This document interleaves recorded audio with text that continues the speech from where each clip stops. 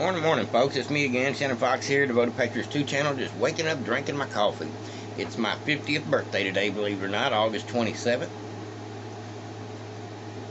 I happen to fall on a Saturday this year, that's all good. I think I'm going to go bowling with my wife today, maybe fishing with my buddies tonight if everything works out as planned. I've only got about 7 minutes worth of video footage available on my cell phone. So what I think I'm going to do is I'm going to shoot you a real quick article, or run through a real quick article, let you see the video, and give you a little bit of opinion right quick. My first thing I'm going to start off with is my opinion as to why Mitch McConnell is throwing shade on the fact that the red wave is coming. And I think more than anything, it's because he don't want to lose power. You know, Mitch McConnell is the minority leader at this point, and I think he's okay with the Democrats continuing to hold power as long as he keeps his seat. He's in one of those positions where he gets to make all the money at the top, being one of the allocators of these idiot committees that just spend too much money. He's more of a rhino than anything as far as I'm concerned, but I think the main reason that Mitch McConnell is bucking Trump, bucking the American people, and even throwing shade on the truth, trying to throw shade on the situation with the races. This is all about Mitch McConnell would rather be the minority leader to the weaker party, to the Republicans, than the Republicans have control of the House and the Senate, and him not have a pot to piss in when it comes to being on the majority, being a majority leader. Never going to happen. Mitch McConnell only way he can retain power is if the Democrats stay in power. That's pretty messed up. That's the kind of rhino he is. He's right up there with old Lizard Cheney as far as I'm concerned. But enough of my opinion. I just want to let everybody know that that's what I think is going on with Mitch McConnell. Mitch McConnell is bucking Trump because he realized he's fixing to lose his job, and he definitely, the only way he can maintain power is if the Democrats keep one of the houses, and that is just a bunch of crap. But that's what kind of guy Mitch McConnell is. He is out for himself, no matter what it's doing to the country, or no matter who gains power or loses power or maintains power. He just wants to keep his job, and that's the truth of the matter. My opinion, but that's what I think. Now, Mark Zuckerberg was on Joe Rogan, and I want to know why Joe Rogan didn't ask him about that $400 million that was spent on, you know what I'm talking about. You know, the things in all those swing states.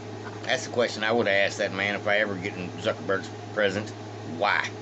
Why did you do it?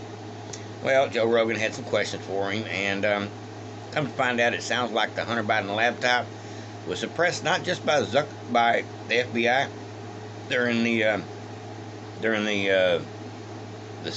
voting cycle at the time, but the FBI called Zuckerberg and told him, you need to suppress the story as well because it's Russian misinformation.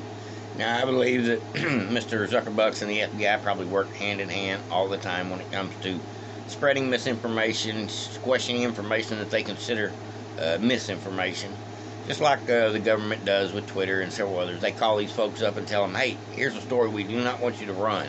And that's what basically this is what I found out from listening to this article.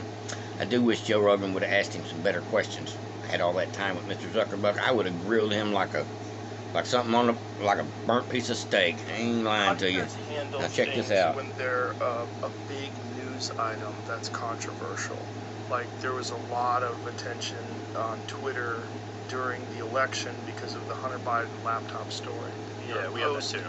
Yeah, so you guys censored that as well? So we took a different path than Twitter. I mean, basically the background here is the FBI, I think, basically came to us, some folks on our team, and was like, hey, just so you know, like, you should be on high alert. We thought that there was a lot of Russian propaganda in the 2016 election. We have it on notice that basically there's about to be some kind of dump that's similar to that, so just be vigilant. So our protocol is different from Twitter's. What Twitter did is they said you can't share this at all. We didn't do that. What we do is we have, if something is reported to us as potentially misinformation, important misinformation, we also do this third-party fact-checking program because we don't want to be deciding what's true and false.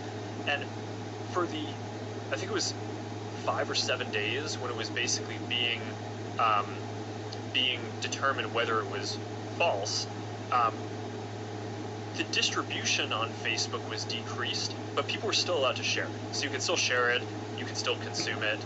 So when you say the distribution is decreased, They use that algorithm. It basically, the ranking in newsfeed was a little bit less. So fewer people saw it than would have otherwise. Yeah. So it definitely, by what percentage?